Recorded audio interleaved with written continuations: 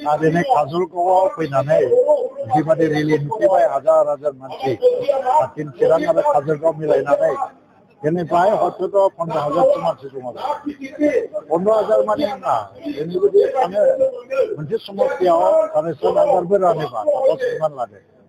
7,503 बाहाय माने 22,000 भट फैनाय जायो मोनसे समस्यायावनो आं सानो मा चिराङाव बिपिएफबो साफा बिजेपिबो गासिबो मोनसेबो देरहानो हानाय नङा बिपिएफआबो साफा जागोन चिरां डिस्ट्रिक्टआव आरो 7टा समस्तिनि गेजेराव खमसे खम 5टा सिटखौ चिरां आरो काजलगाव आरो बिजनि मिलायनानै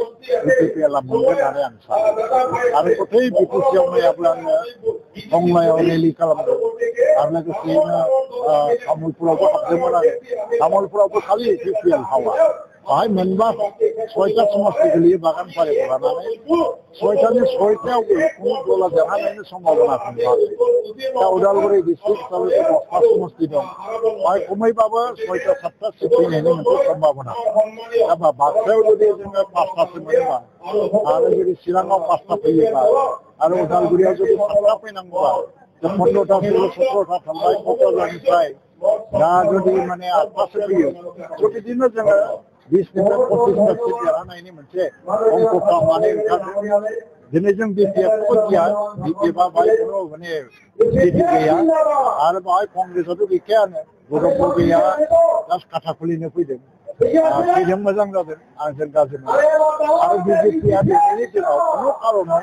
बिटिसिआव गभर्नमेन्ट दानो हानाय क्षमताबो गैया भिटिबो गैया आरो गभर्नमेन्ट दानोबो ओंखाराखै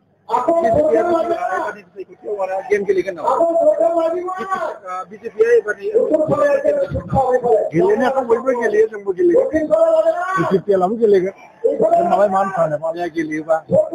बे गेमावबो जोङो देरहागोन आरो बिपिएफनि गेमा जेरावबो सोलिनाय नङा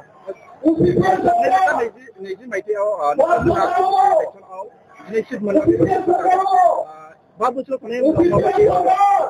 जिनै सिटखौ 25 सिट बानायनांगौआनो जोंनि फाइट ओंखायनो जों दा बिजेपिनि एगेन्स्टआवबो फाइट खालामा बिपिएफनि एगेन्स्टआवबो फाइट खालामा जोंनि फाइटआ जोङो 2020 मायथाइयाव 12 सिट देरहादों बेखौ 25 खालामनांगौ एबा 30 खालामनांगौ बिनि थाखाय जों फाइट खालामगोन आरो जों हागोन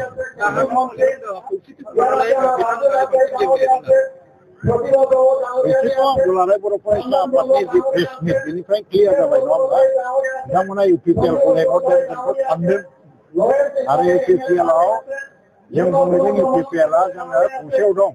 खिन्थु जि फर्मुलायाव खौसे जानांगौ बेखौ लानानै रायज्लायगोन बे मथे बिपिएफआबो फैनांगौमोन खिन्थु 16टा संगठननि सिगाङाव जों आंबो आसामनि बायदि गसंनानै जोंनि मतामतखौ होदों जोंनाव सोंनाय जादोंमोन दा दानि खौसेथिनि माबायाव जिहेतु बिपिएलनिसो बाथ्रा फैदों नालाय जों मोननैबो हानजाया आसाम दा गावबागाव खैफियतखौ जोंनिफ्राय बिपिएलआ खौसेयाव दं रायज्लायनायावबो दं खिन्थु 12 तारिखनि सिगां बिपिएफआ फैनांगौमोन बिपिएफआ फैयासै ओंखायनो फरायसाफ्रा बुंनो गोनां जाबाय मा बिपिएफनि मदद मोनैनि थाखाय खौसेथिनि जि फारि बेयाव फेलें जाबाय दा बिदि हिसाबै जोङो बुंनांगोन जे बे खौसेथिया दिनै बिपिएफनि थाखायनो जाया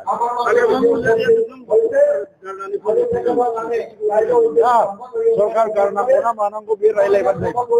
रायज्लायाखैनो बेखौ बुंनायनि अधिकार गैया बेहा रायज्लायोमोनबा सरकार गारनांगौ ना मानांगौ बेबो जागौमोन